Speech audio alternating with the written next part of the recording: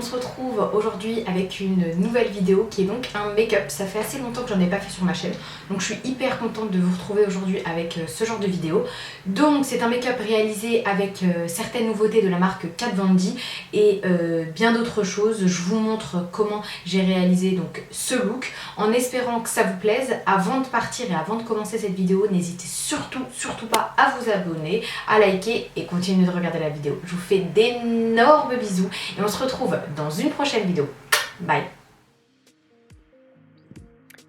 Salut les filles, donc on se retrouve aujourd'hui avec une nouvelle vidéo et on commence tout de suite ce make-up avec la préparation de la peau et donc avec l'hydratation. Donc j'ai appliqué une crème hydratante bio que je viens de recevoir, donc elle a une certaine odeur de cannelle et hydrate super bien la peau et on peut en fait appliquer son maquillage juste après.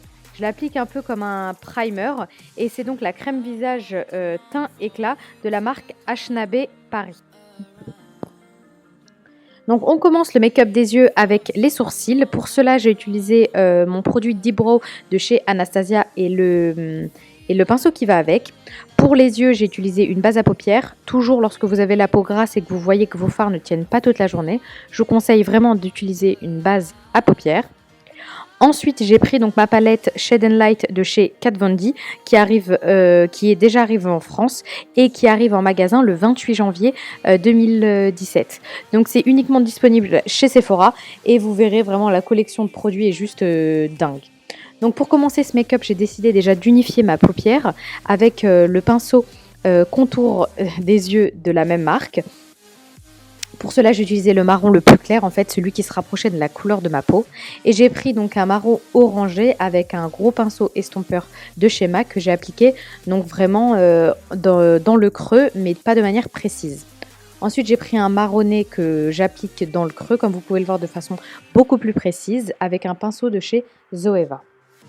Donc ensuite, dans le creux externe, j'ai pris un marron pour créer comme un effet headliner, un marron beaucoup plus foncé que j'ai appliqué donc de manière très précise en creux externe. Pour éviter en fait qu'il y ait des démarcations, vous utilisez en fait le même pinceau en pression que vous avez utilisé en étape 2 et vous estompez tout ça.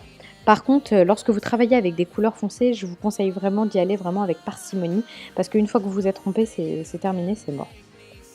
Ensuite, comme touche de lumière, j'ai pris un de mes fards les plus lumineux qui est 100% composé de paillettes. C'est le fard millionnaire de chez Colourpop. Donc je l'applique à la main parce que c'est paillette sur paillette sur paillette, clairement. Et pour éviter vraiment d'avoir une démarcation entre les couleurs, j'ai repris mon pinceau estompeur pour cleaner le tout. Comme liner, j'ai utilisé le meilleur des liners, celui de chez Kat Von D. C'est le Trooper Liner. Enfin, c'est le Tattoo Liner en teinte Trooper qui est juste une bombe. J'ai repris donc ma couleur très foncée et j'ai recréé en fait un liner au-dessus avec un fard à paupières.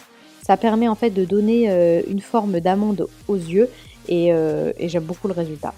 Donc j'ai estompé ça, si vous vous êtes trompé, vous pouvez estomper ça avec l'autre en bout du même pinceau qui est fourni avec un packaging, laissez tomber. C'est en fait dans une boîte qui ressemble un peu à une tombe, c'est vraiment magnifique. C'est bon, quand je vous dis ça, ça fait pas du tout kiffer, mais je vous jure que c'est vraiment très joli. Donc pour le fond de teint, j'ai pris le fond de teint Armani qui malheureusement est trop foncé, donc je l'ai mixé avec un produit de chez de Body Shop qui éclaircit les fonds de teint et le résultat est juste magnifique. Ensuite, vu que j'ai la peau très sèche et qui fait très froid en ce moment, j'ai appliqué une goutte d'huile pour le mixer à mon fond de teint et le résultat est magnifique et le fond de teint sèche très vite. Donc comme anti-cerne, j'ai pris celui de Estée Lauder, le Double Wear, qui est vraiment hyper couvrant, qui tient super bien. C'est vraiment un anti-cerne de très bonne qualité comme celui de chez Urban Decay. Ensuite, comme poudre, j'ai utilisé la meilleure des poudres, celle de chez Laura Mercier. Ça doit faire 1 an, voire 2 ans que je vous en parle.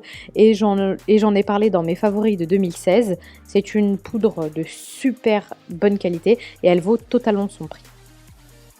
Pour le bronzer, j'ai utilisé donc un bronzer de chez MAC, mon favori également.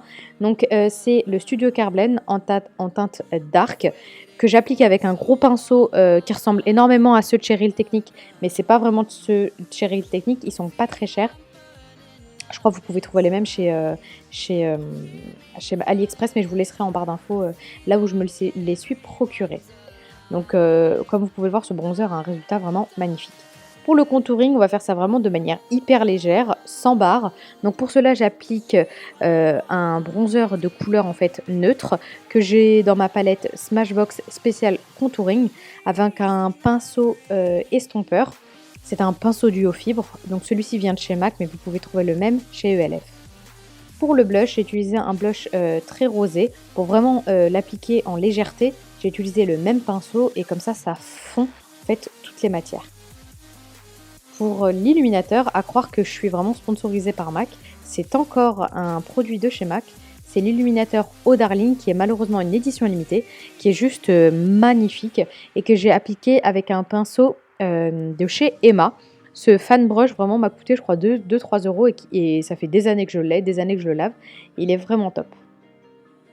Donc on retourne sur le make-up des yeux avec le marron le plus clair en fait.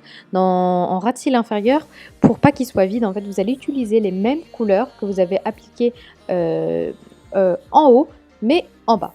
Donc on a pris le marron le plus clair qu'on applique de manière assez diffuse sur le ras de cils inférieur. Et ensuite vous prenez donc le marron plus foncé pour créer comme un espèce de liner. Donc pour donner vraiment un effet naturel et éviter ce côté fond de teint poudre, j'ai mis quelques sprays de ma brume Smashbox. Ça fait tenir un chouïa plus longtemps, mais ça permet surtout d'éviter cet effet poudré. Donc ensuite, j'ai appliqué mon roller lash comme mascara et le crayon à lèvres In Control de chez MAC. Et le make-up est enfin terminé.